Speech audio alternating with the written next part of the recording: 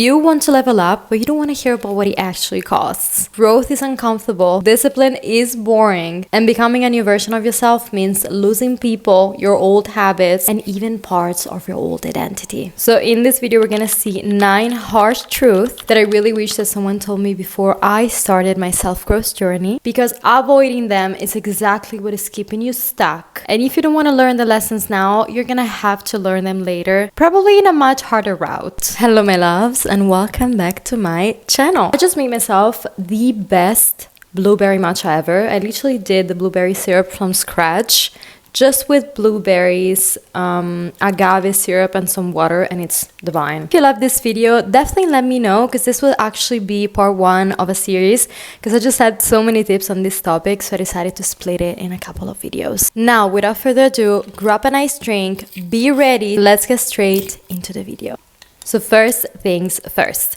This one is actually one of the hardest for me because I'm such a type A person, so I really plan a lot. But I really want you to understand that planning is not productivity. Now, don't get me wrong, planning is such an important part of your self-growth journey. You really need to understand where you are, where you want to go, and how you're going to get there. But sometimes all you need to do is just go and take action. Sometimes you don't need a new vision board. You don't need to read another book. You don't need to have a new planner when you can plan again. You need action, and this is exactly what is keeping you stuck. You're daydreaming every day, you're planning everything you want to do. But at the end of the day, are you actually taking action? And don't get me wrong, again, planning is very important, but sometimes we just get stuck in this avoiding loop where we think we are taking action, but at the end of the day, reading another book and getting even more knowledge is not going to take you there if you don't take the steps. Make sure that you don't get stuck into the loop and think that this is productivity. Okay, on to my next point. I want you to understand that getting your dream life is really going to cost you your old one.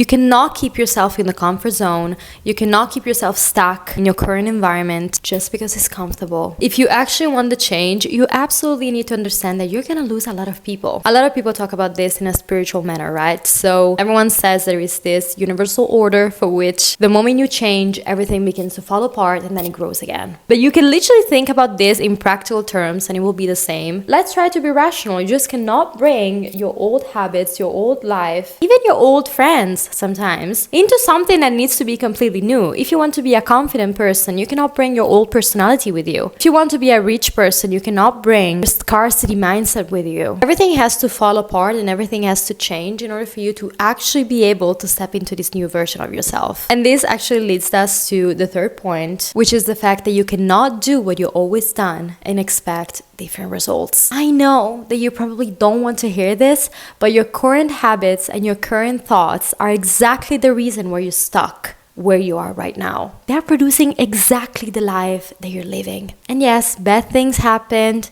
They happen to everyone. You're not in control of every single thing, but you're in control on so much more than you think. And you're in control of the way you react to every single thing that happens in your life. There is where you make the difference, and there is where you actually see the change. If you want your reality to change, your world to change, you need to start from yourself. You need to start from your habits, the way you think, the things you do on a daily basis. Change the way you treat yourself, change the way you think about yourself, and you will see that everything outside will start to shift. It is honestly absolutely crazy to wake up every single day on the same side of the bed, getting ready in the same way, thinking the same thoughts, doing the same things, getting mad in traffic again, getting mad at your boss again, thinking the same exact thoughts and expect a different outcome. Tell me that this is not crazy. It is. So really start reflecting on it.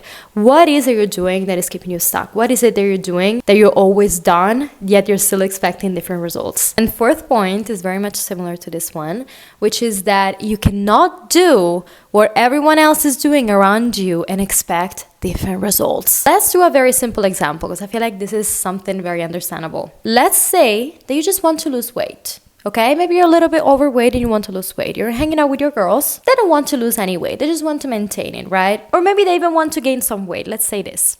So they might go out drinking, having fun, eating sweets, going out every night, having dinner out. It is very clear, I think, to you that if you're eating the same way they are, if you're drinking, if you're eating the sweets, the desserts, eating out every single day, eating pizza every single day, it's going to be very hard for you to lose the weight, right? Now, this applies to everything in your life. Why do you expect to get something different when you're doing the exact things that other people are doing. So if you want to get fitter, maybe start taking the habit of a person who's very active, who eats very healthy. Or if you want to get richer, maybe start researching it a little bit. Maybe start taking the habits of people that are very wealthy. Of course, make them yours, because there's not just a standard way of doing things and of living, but you know what I mean. You cannot do what everyone else is doing and expect different results. If everyone around you is scared of taking the steps to follow their dream lives, and you keep hanging out with them and you keep taking their habits, you're gonna stay stuck exactly where you are. The thing is also this: it's very difficult for you to achieve big things if you keep being surrounded by people who have very limited minds. Some people, without even you realizing it, will drain your ambitions, will drain your focus. They will just make it normal for you. Start hanging out with people that inspire you, and you need to stop following what everyone else is doing. Now, this one is actually very, very important, and it's something that took me so long to understand.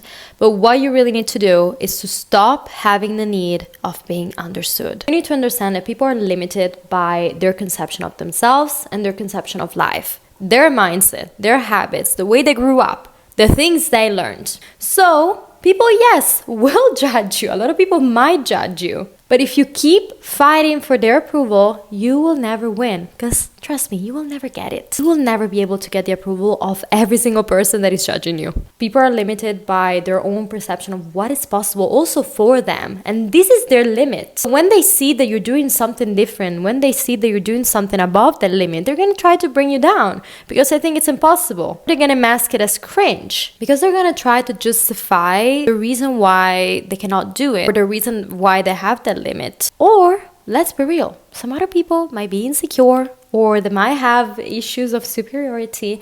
They will judge you either way. Even if they don't want to do what you're doing, even if maybe they actually think it's cringe. But you cannot limit yourself, your actual purpose, and what actually makes you feel good just for their approval. There would be no point in doing that. That would never stop for your approval. That would never stop for what you think. For example, I didn't start my YouTube channel until this September, which is just a few months ago, because even if consciously I didn't think that I was scared of the judgment of people, I still had the fear of being perceived. So yes, maybe it was not conscious, but it still stopped me, right? But the moment I started doing and the moment I started being cringe, I actually found something that gives me so much purpose, makes me feel so good, makes me express my creative side. But yeah, sometimes the cost of achieving your dream life is just being cringe. And not everyone is going to understand it. Not everyone is going to like you. Not everyone is going to like that new version of yourself. And if you keep yourself stuck by their approval and their perception of you, you're never going to achieve your dream life. So this is the trade-off.